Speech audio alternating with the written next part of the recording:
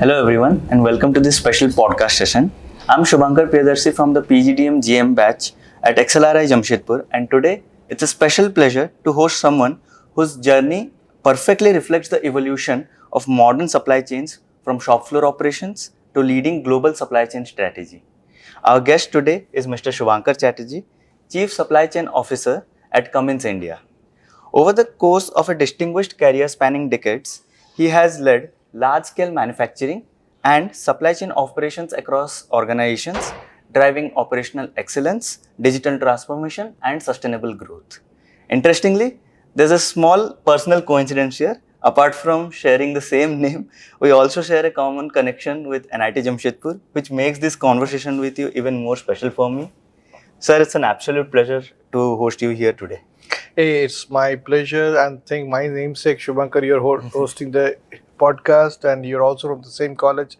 So happy to be here. So every year I come to Excel, and it's a pleasure to be here and see it's vibrant, new, young, but MBAs budding out, graduating out of this place. So and then I also reflect back is that the industry academia partnership is something which we are missing. I guess that's more we need to promote, and that's why I love to come here, and I go to many other institutes to share the knowledge and share what's happening in the industry and how we can partner better, so that how we can further cascade that learning into the curriculum of the institutes, so that what you learn is more relevant and what more recent, and that can be quickly applicated into the real world operations and supply chain and overall manufacturing. Great, sir. Great, sir. So excited for this conversation. So let's get started with the questions. Yeah, please. So, first, I would like to know about your career journey, sir. Since you began as a mechanical engineer and eventually you have rose to become the Chief Supply Chain Officer at Cummins India. Looking back at your journey, what were some of the pivotal experiences or turning points that has shaped your transition into supply chain leadership? I guess the fundamental thing which makes me keep going is I have a passion for learning. So right from the time when I started I started my career in a company which is Tata Motors in Jamshedpur way back in 1991. And I still remember those days, and I still remember those learnings. Okay, so what I learned there was hands-on experience of how a large-scale operation runs. And today, when I work on the overall operation strategy for 16 plus companies in India, I embed those learnings. Okay, so they are still relevant. So my submission to all the young graduate engineers and MBAs would be keep learning. That's most important. Keep learning, assimilate the knowledge. Okay, so there has to be a passion for learning and also execution. So learning is half the story. The other half is the execution. You should be able to translate what you learned into a real actionable items. Okay, so this goes hand in hand. And that's what is important today. What happens is that we see silos of learning, we see silos of execution without planning.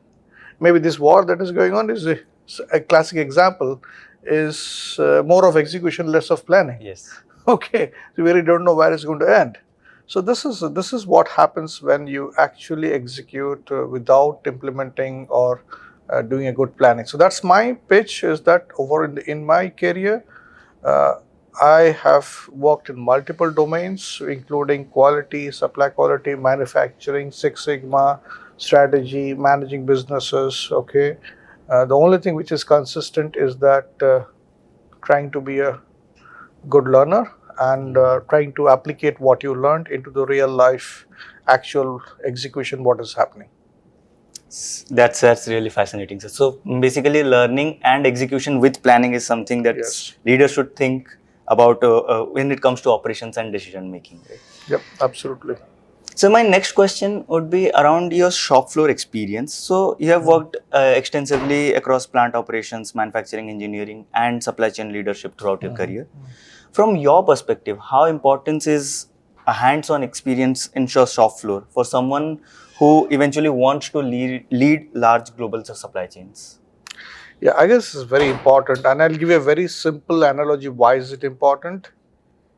You cannot box by watching boxing in a TV. Okay, You need to really be inside that ring. So here, shop floor is exactly the same, because there are certain dimensions and certain muscles which doesn't develop unless you are in the shop floor.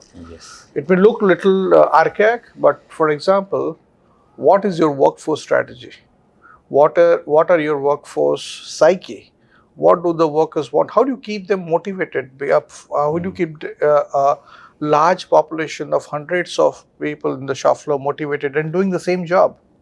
They're not Yes. as fortunate as you and me, who will look forward to a change in a career path every 3 or 5 years and do something different. They're going to do the same work for next 30 years. And they also know that. How to keep them motivated? That's one learning, okay? The other learning is the right balance of technology and automation, okay? So, for example, from the India perspective, all automation will not work, because then you're not leveraging the frugal workforce capability that you have. So a right balance between what is technology, what is the right application of technology, and the third piece is then we get into more sustainable manufacturing concepts like lean manufacturing. You cannot learn lean unless you are in the shop floor. Yes. So what is a good 5S? What is a throughput? What is how to balance it? What is a value stream map? Okay, unless you have done it by yourself, it's all theoretical. It doesn't work. So you may know what is value stream map, you will not be able to solve it when the actual bottleneck has to be removed. Yes. So that's where I guess so. Workforce strategy, you're setting up a factory, your lean manufacturing, and last but not the least, your sustainable operations. All of them require your actual hands-on experience on the shop floor. And then when you sit in the boardroom, you really don't, now you know what is the capex you need to spend, what is your strategy on make versus buy, okay, what is your workforce strategy. So to conceptualize those strategies, you really need those hands-on experience. You need the real experience from the shop floor. Otherwise, they're all theoretical, and they really fail in the execution stage because they are not having the right foundation. So that's why it's very foundational. It builds those muscles, because the actual value creation is happening on the shop floor. You can strategize in a boardroom, that's perfectly okay, but the actual value creation happens on the shop floor. So if you don't have a pulse of what's happening, then all your strategies do not have the foundational basis. So I guess to me it's super important. Thank you so much, sir. I think it's a very valuable insight for students and young professionals who are often starting their people don't want to dirty their hand today. Yes. But I think what I learned in the first 4 years of my career in Tata Motors has really shaped my thought process of how operations work. So my next question would be around resilience in supply chain. So over the past decade, like supply chains have faced major disruptions, like for example, from pandemics to geopolitical shifts to raw material shortages. So as a supply chain leader who is responsible for complex global operations, how do you balance efficiency and cost optimization with the need for resilience and risk management? Okay, a very, very valid and very pertinent question. So in today's world, as you see, we are all, today as we speak, I guess the war is still going on. Okay, so I guess over last 6 to 7 years, the disruptions have become more consistent. Yes. Okay, so pre-pandemic, so if I go back to 2015, I guess the life was more stable. We only had some commodity fluctuations happening, that's it, not more than that. But COVID was the biggest disruption which hit the entire world uniformly. In my 5 decades of life, I have not seen a disruption larger than COVID. But both post-COVID, we thought things are stabilizing. Then we had the Ukraine war. Yes. Okay, now Ukraine war became part and parcel of life, while it's unfortunate. Then you had the Suez Canal issue. Then you had the chipset shortage issue. Then you had the container shortage in Hong Kong and Shanghai and other places. Okay, and then you have then you have multiple such things like the tariffs, rare earth, and now this war. So it looks like endless. So what do we infer out of this? What we infer out of this is disruptions are pretty consistent pattern of the today's emerging world. The global leadership I guess the way the world is moving, I guess that balance is bit lost and it's not going to come back very soon. And especially this war, it is impacting the global supply chain, the global system. So then that's the new normal. So that's the new normal. That's what you have to really think and understand, that disruptions will happen. Now, if you have to really survive in that disruptive world, what is needed is a capability to withstand that shock. And that's what we call resilience. So resilience is your ability to withstand shock. Agility is your ability to bounce back as quickly as possible. Okay, so you ought to be resilient and agile. And the third dimension which comes into the picture is the sustainability, which is more long term. But for navigating these shocks and the disruptions, what you need is resilience and agility. And resilience to me is a deep capability to withstand those shocks. For example, I'll give examples, and that's changing the paradigm. And that's where, 10 years back, producing in a low-cost country in a very large scale was the dominating factor. So economies of scale and economics was the only driving factor. Can we make it cheaper? Make it cheaper. Okay, get it from China, get it from Thailand, get it from Indonesia. You really don't need to manufacture it in India, but they're doing it at much lower cost. That was the only theme. Now we realize that you get everything from China. There can be an embargo, there can be a rationing, there can be a tariff. You may not get those things, and there can be a rationing. So rare earth is what? They decided not to ship out the rare earth. Yes. So it's a rationing. And then we have another emerging situation, which is the Nexperia chipsets, where they say will not supply. The factory of Nexperia factory in China, they say will not supply globally. So then what happens? So you are constrained. So today's supply chain strategy should strike a balance between the economics of scale, low cost versus resilience. So there's a really trade-off needed between carrying inventory versus losing sales. So it's a choice whether you want to have a higher inventory carrying cost versus your top line is impacted. So if today those chipsets are not coming, or the rare earth is not available, it impacts your top line. So you have to have a trade-off whether I carry a strategic. So the decision is now whether do we carry a strategic stock for those commodities which are not available easily versus what is available nearby. There we can optimize inventory. Okay, so that is what we need to look at, as what is the strategic inventory model, what is your procurement plan, where you will do nearshoring, where you will import from a distant country, but then you keep a strategic inventory, where you will do Kanban, but where you cannot do a Kanban. So the entire geopolitics has changed the way we look at the, sorry about that. No problem, no issue. The way we look at the world. Yes. And the earlier theories of Kanban and single piece flow, while they're still relevant, but they may not suffice. Yes.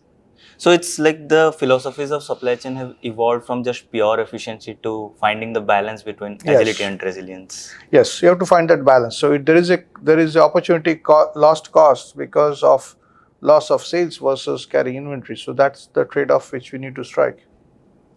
Thank you so much, sir. So my next question would be about your leadership. So throughout your career, you have built and mentored large teams across multiple manufacturing locations and complex operations. So what leadership principles have helped you build high-performing teams, like particularly in high-pressure operational environments, where both execution and reliability are crucial?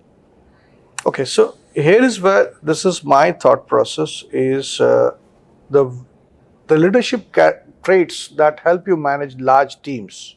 And when I say large teams, so I've managed teams as like 3,000 people. Yes. Okay, it is just only very few things, which is mostly it is trust and transparency. Now, if you have a large team, and if you don't have a trust and if you don't have transparency, what happens is that you start doing micromanaging. Yes. But you cannot do micromanaging for large operations. Okay, so you start failing out there. And because you're micromanaging, you're not letting your teams evolve. Yes. Okay. So then what happens? Your bandwidth is consumed and the team is not groomed, they're not developed. And then what happens is that you start compromising on the quality of the result. Yes. Because neither you're able to do it nor your team is able to do it. So to me, adequate amount of delegation, a good amount of transparency, a good amount and absolute trust is something what is needed for a large scale, managing a large scale operation and creating a high performance team. You cannot have a high performance team without trust. Yes. For me, that's as plain as simple.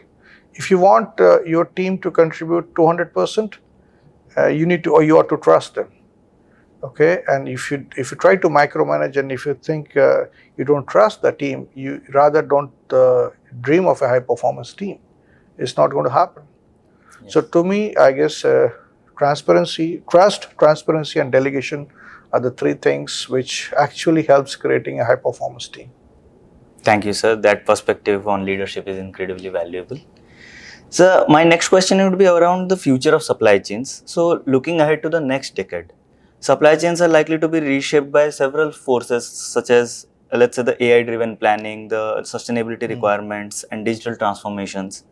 So from your point of view as a supply chain leader, what major shifts do you believe will redefine the supply chain management in the coming years? So we spoke about resilience, which is the ability to withstand deep shocks. Yes, and agility. And agility. Yes. So resilience was meant for managing the constraints, managing the disruptions. But at the same time, the other dimension is agility, and that agility is also required because the world is not steady state. Yeah. It's changing. So let's say a ship is coming today, now it gets stuck in Red Sea issue. It now takes 3 weeks more. What do you do? What is alternate path?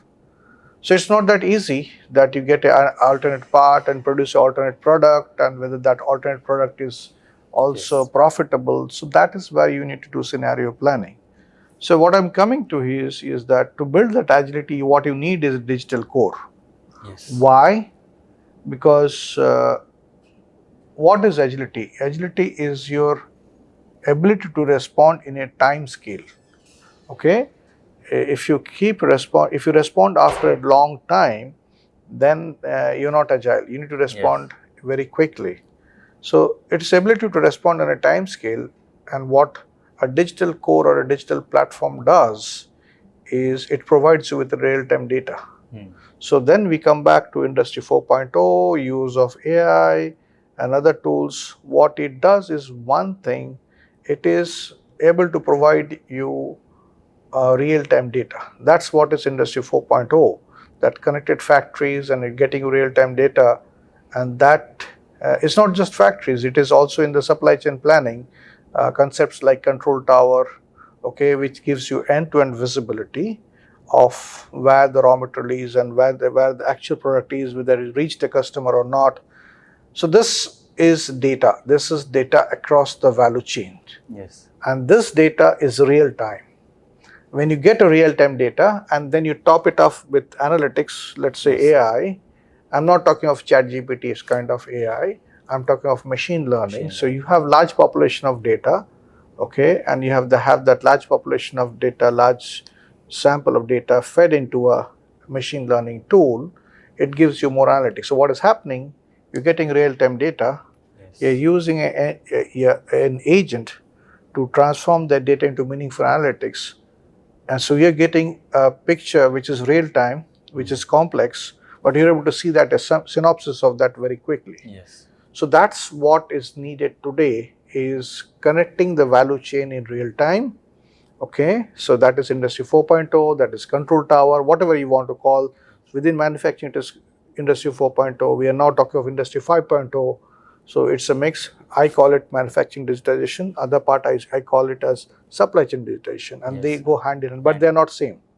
Manufacturing digitization is extracting the data from the machines, okay, in real time. What are the losses? Where is the bottleneck? Whereas supply chain digitization is the end-to-end connection between the supplier and the customer. The value okay, chain. give that entire value chain, giving you forecasting numbers, looking at your inventory and telling you what to produce. Yes. Okay, so there are two different things. They're not similar. They look similar, they're not same. So supply chain digitization and manufacturing digitization put together, okay, what it does, it generates a huge amount of data. Yes. And then the question is, are you able to synthesize out of that data? Are you able to analyze out of data? And that's where topics like machine learning and other analytics come to picture. So if you can effectively utilize, what you're doing is that you have a data coming from the entire value chain in real time. You're able to process that data, large chunks of data, and you're able to get a meaningful analysis. The only difference is that you're going to get it in real time. Yes. So that is what is needed in today's world, where that digital core is important, because the ability to respond, which is agility, in a time scale actually improves when you have visibility. Yes. That visibility only comes when you are actually connected and when you are able to process that data. So, sir, basically this technology has to go hand in hand with the value chain processes and the Absolutely. people as well, so that they can reshape the landscape. Absolutely. So my next question would be, it's not a question basically, any advice that you can give to the current MBA students who are aspiring to build their careers in operations or supply chain leadership? It could be based on your experience. Or So I guess what I spoke, Yeah. have the real-time experience, Yes. be on the shop floor, be on the warehouse, be on the supplier's place, see how the actual operations and manufacturing happens, manage, try to dirty your hand with real-time supply chain planning kind of thing, real-time operations, and at the same time keep learning and keep learning and assimilating learning, see how we can applicate that learning. And then that's may not be sufficient in today's world. You also need to have an understanding of the digital core.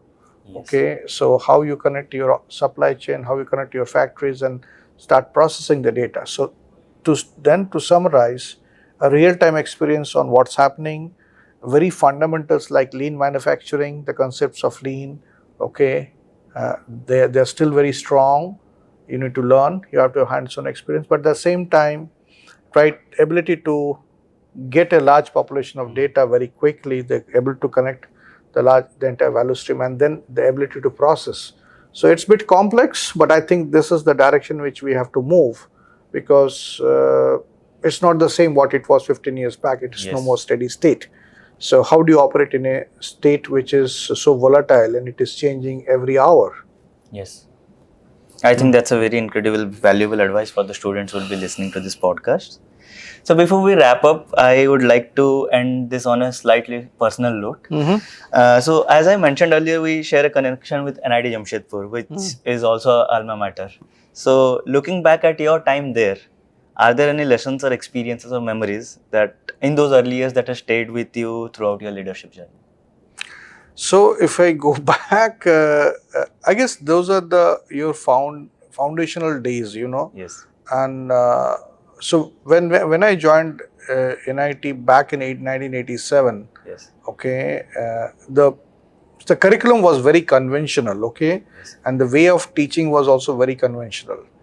And one of the difficult part was that we didn't have semester; we have annual exams, okay, and the other, because it was a central university, what used to happen is that the papers used to be set by different universities all across, not by the professors of